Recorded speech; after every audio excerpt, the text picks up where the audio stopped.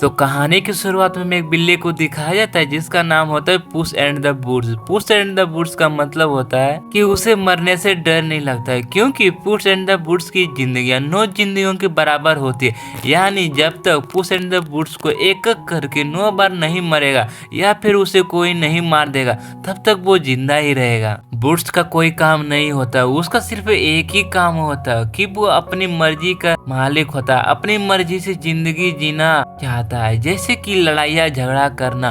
सबसे अच्छी बात ये होती है कि बूट्स अमीरों को लूट कर गरीबों में बांट देता है। इसी तरह से एक बार पुस एंड बूट्स गवर्नर के महल में ही गरीब आदमियों को बुलाकर महल में बुलाने के बाद सारे धन के साथ साथ बहुत सारे चीजों को लूट के गरीबों में बांट देता है। फिर उसी दौरान गवर्नर भी वहाँ पर उस जगह पहुँच जाता है अपने सिपाहियों के साथ। सारे सिपाहियों बूट्स को पकड़ने के लिए हमला करता है, लेकिन वो लोग एक बात भूल जाते हैं कि वो एक बिल्ला नहीं बल्कि एक पुस एंड द बूट्स होता है। फिर सिपाहियों और बूट्स के बीच में लड़ाइयाँ शुरू होने लगता है। तभी वहाँ के उसी वक्त दूर पहाड़ी पर एक दानव सोया होता है, लेकिन इस हलचल से वो जाग जाता है और जाके सीधा महल पर हमला करने आ जाता है और कुछ मनुष्यों को भी पकड़कर अपने पास रख लेता है। ये चीज देख के बूट्स को देखा नहीं जाता है। फिर दोनों के बीच आपस में लड़ाई हो जाता है। बूट्स लड़ाई के दौरान दानव के कैद में लोगों को जान तो बचा लेता है और साथ ही में दानव को मार भी गिराता है। लेकिन उसी बीच एक घंटी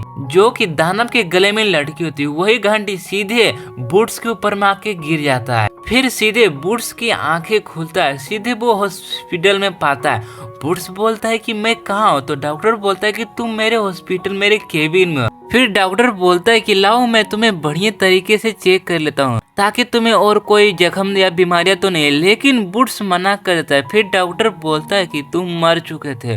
तो बूट्स बोलता है हंस करके, लगता है डॉक्टर तुम मुझे भूल गए, मैं एक पुस एंड द बूट्स हूँ और मैं एक बिल्ला भी हूँ, मेरी जिंदगियां 9 जिंदगी बराबर होती है। तो डॉक्टर बोलता है कि जरा अपनी जिंदगियां तो गिनाना, तुमने कितने बार मर चुके।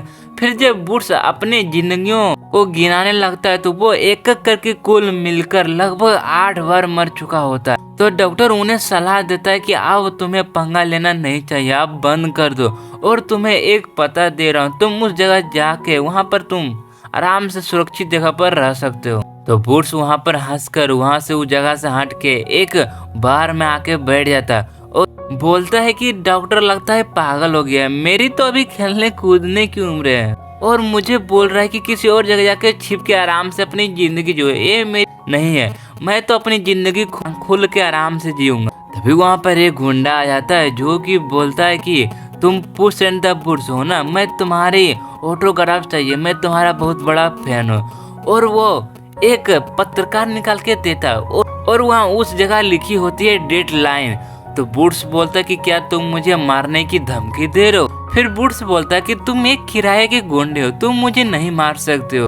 तो वो गुंडा बोलता है कि मुझे आज तक कोई नहीं हरा पाया है और चाहो तुम भी ट्राई करके देख लेना, मैं भी तुम्हें आराम से हरा सकता हूँ। फिर पुस एंड द बूट्स बोलता है कि ठीक है, दोनों के बीच में एक एक हाथ हो जाए। फिर पुस एंड द बूट्स और गुंडों के बीच में लड़ाई शुरू हो जाता है। आखिर बूट्स और गुंडों के बीच में लड़ाई होगी तो कौन जीतेगा कौन हारेगा जानेंगे अगले पार्ट में। अगर हमारी एक्सप्लेन आपको अच्छी लगी और यहाँ तक आपने देखी तो आप लोग को दिल के धन्यवाद। वीडियो पसंद है तो वीडियो को लाइक करके चैनल को सब्सक्राइब जरूर करना, कमेंट में नेक्स्ट पार्ट जरूर लिख देना।